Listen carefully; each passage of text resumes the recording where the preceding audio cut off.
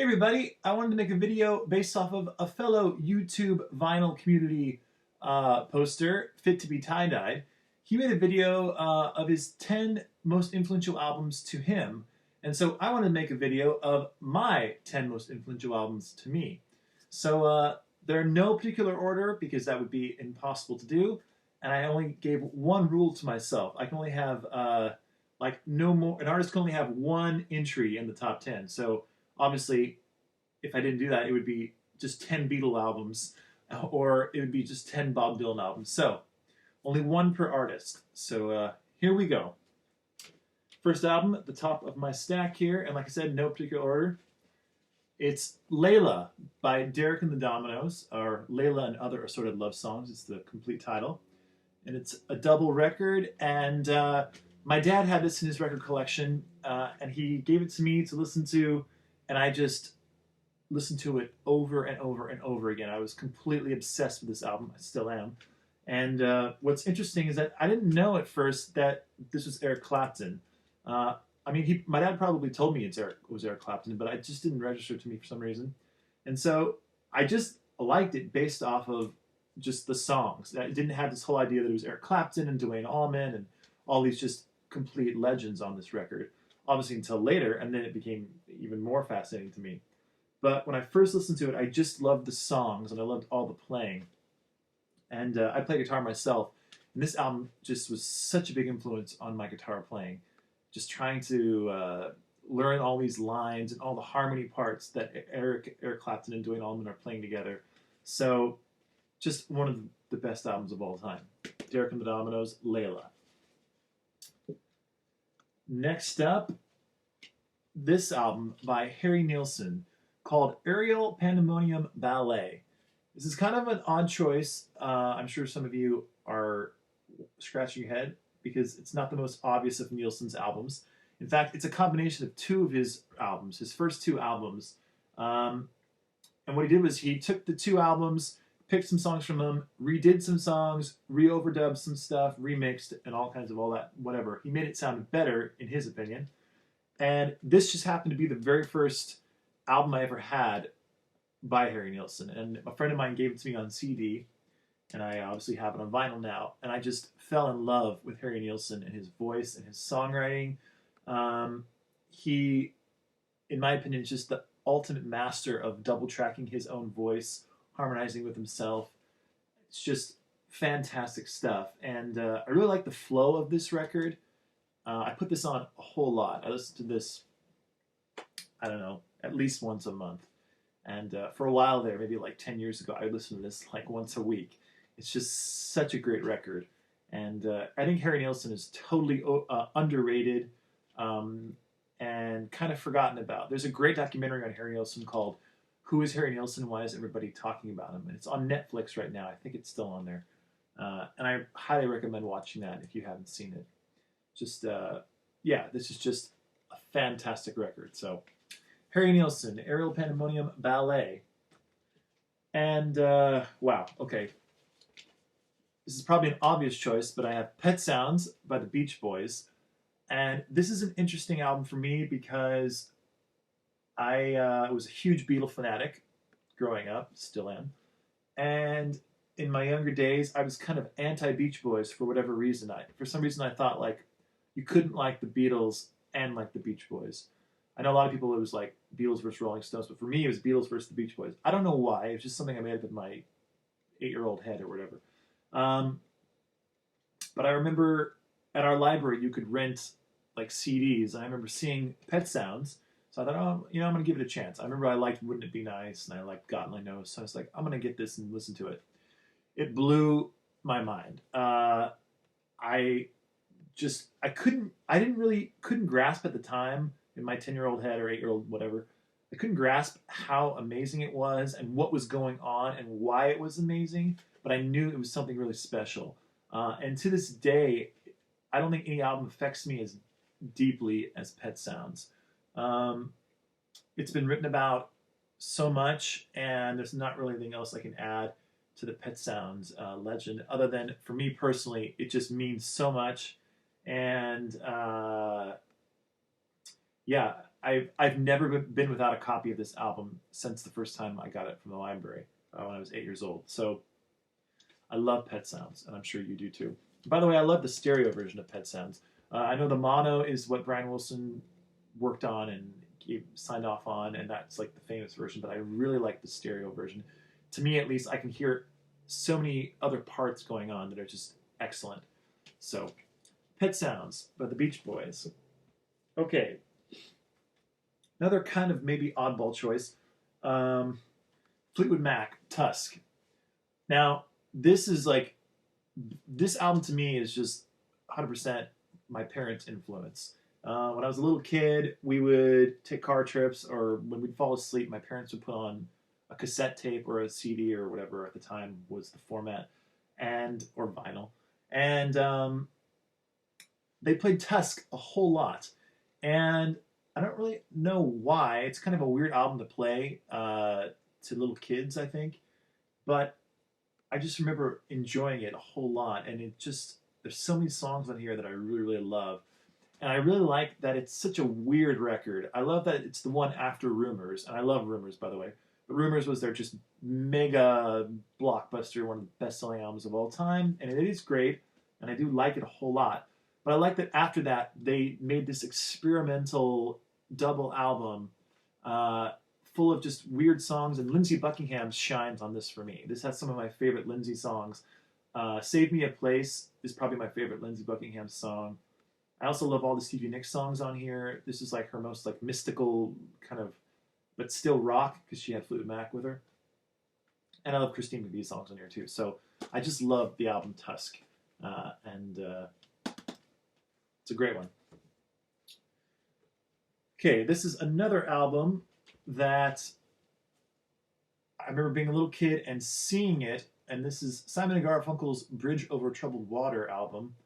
I remember seeing it, and I remember hearing a few songs that my dad would be like playing on guitar or just playing just offhand. But then I remember going to the library and, again, renting a copy of this on CD, and it just blew me away. I think it surprised me that Simon & Garfunkel, they weren't really folky, as I thought they were. I mean, their early albums are kind of folky, but I didn't know much about them, so this is the album I heard, and it just was so pop and just so melodic and just excellent. And yeah, I just fell in love with this record. And this record reminds me of going on trips up north. I live in California. Going up trips up north to this place called Cambria. I had a friend who lived up there, and we would listen to this over and over again. So it has a special place for me. I just love this record. Bridge Over Troubled Water by Simon & Garfunkel. All right. Next one is Big Star. And this album's called Radio City. This is the second record they made. They only made 3. And it's the second one they made. And it's just such a great rock record. This has my favorite guitar sound ever recorded by anyone is on this record. The guitar sound is so in your face, very clean, like sounds like Fenders. I think they're Fender guitars probably. Fender guitar is just cleanly recorded, and it sounds so good. I love this record, and my favorite song on here is "Oh My Soul," which is the very first song, and it's in mono, which is kind of weird. All the other songs are in stereo, but it's in mono, and it just rocks. And if you haven't heard Big Star, I highly recommend Big Star. There's also a documentary on Big Star called Nothing Can Hurt Me, which I think is also on Netflix still. Worth watching for sure. It's one of the great documentaries of the last couple of years. So that's Big Star, Radio City. Okay, this next one, this is what got me into jazz and got me to appreciate jazz and not be so snobby about only enjoying the Beatles and stuff. This album was given to me by my Uncle Mark, and it's the Dave Brubeck Quartet, Time Out, and this happens to be a stereo version. And this is just, for me, I listen to this so much. I'll put this on when I'm stressed out from whatever. I put it on and it makes me feel instantly mellow, and it just changes my mood. It changes the mood in a room.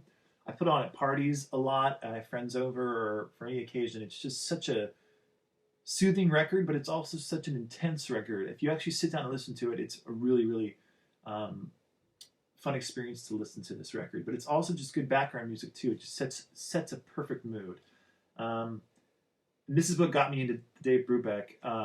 From here, I went on to buy almost the whole rest of his catalog. I just love it so much, and love this record so much. And I love that my uncle gave it to me and just kind of opened me up to a whole new uh, world of music that I wasn't really aware of. So, yeah, this is the Dave Brubeck Quartet. Time out. Also, if you're not into jazz and you think you might want to get into it, this is like a good starting point, I think, for anybody. It was for me, and I'm sure it would be for you too. So, by the way, I'm definitely not like a jazz connoisseur. I'm still trying to find good jazz records and still exploring that. So if you have any suggestions, something that you think I should listen to, please tell me in the comments below. I would love to listen to it. All right, here we go.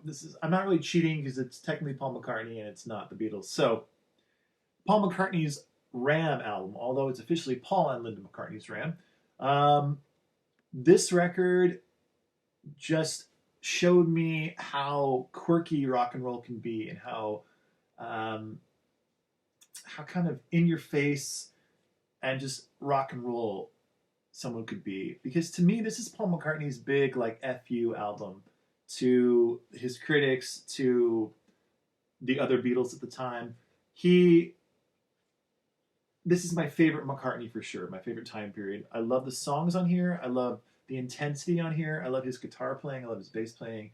The arrangements are really lush and super, super nice. It's just such a good album, and it was a huge influence on me as far as writing my own songs. When I went to write my own songs, Ram really got me influenced. The harmonies on here influenced me. It's just such a solid record. And at the time, it was totally panned. And I don't really understand why, because it's just full of so many great songs. It's Paul's perfect album for me. I know Band on the Run gets that praise as his best record, but to me, it's Ram for sure. I just love Ram. I can't say enough about it. So, Paul McCartney, Ram. Okay, and we'll save the Beatles for last. Blonde on Blonde by Bob Dylan. This is just a record that I've been saying this a lot during this video that things blow my mind. This absolutely did blow my mind though. I couldn't believe, when I first heard this, it was one of those things where I couldn't believe I hadn't heard this already. Like, how have I gone so long without hearing these songs played this way, written by this guy? This happens to be a mono. This is a mono reissued by Sundays, and it sounds amazing. But I first had this on CD, and it was one of those things that I remember listening to it all the way through, and kind of being kind of shocked, like what did I just hear? Is this the best thing I've ever heard in my life, or am I just so confused as to what it was? But the more I dove into this record, the more I just could see the absolute genius of Bob Dylan. And he has so many albums that are genius. It was hard to kind of choose just one, but I tried to pick one that was just an impact on my life. And Blonde on Blonde was a huge, huge thing for me. Still is. I listen to this album a whole lot. I quote lyrics from this in normal everyday conversation just because they're so great. Like the line about, I don't know. Oh, my favorite line of all time by anyone is, "The ghost of electricity howls in the bones of her face," from Visions of Joanna. I mean, are you kidding me? That's one of the best lyrics ever. So, Blonde on Blonde by Bob Dylan. Just, it's hard for me to even talk about it. It's so good. And we've come to the Beatles, who are obviously, I mean, look around the room, the most influential musicians and band ever to let me just put it this way. When I was a little kid, my parents would play the Beatles just constantly. I remember being like, one of my earliest memories is being like, I think maybe like one or two, and my dad playing the cassette of the Beatles' Red album, and just being transfixed by what I was hearing. And then I remember being a little kid and laying on the floor, and my parents were watching like a documentary, and it showed the Beatles on the Ed Sullivan Show, playing All My Lovin', and I just was staring at them. I couldn't believe that they existed, and that I was able to watch them. And just I remember their instruments looked so cool. They looked so cool. They looked like they were just like a gang. This like amazing friendship. So they were obviously the most influential thing on my life besides my family and my friends. But as far as like a outside entertainment source, the Beatles are it for me. So, having to choose just one album is almost impossible, but I'm choosing this one because this is the first Beatle record I ever bought myself. Actually, I bought the CD, and it's the Beatles' Revolver. I remember, I think it was like a department store or something, and it was probably the early 90s, and we were walking around with my parents, and they said to my brother and I, my brother's just a year younger than me, they said, hey, they just got a CD player, by the way. So we just got a CD player, which was like the early 90s. And they said, hey, you guys can each pick out a CD of your own. And I immediately was like, well, I know it's going to be a Beatles CD. And I picked Revolver. I got home, and I had maybe only heard Yellow Submarine or something. I probably hadn't heard any other songs.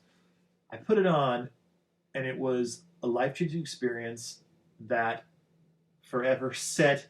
I mean, I already like the Beatles, but this is what got me to become obsessed. Like, just wanting to know every little detail about the recording of this record, of all their records, wanting to know everything about each of the individual Beatles. I loved how on the back of this it told who was singing lead, because at the time it was hard for me to distinguish between each of the Beatles. And I also remember, I must have been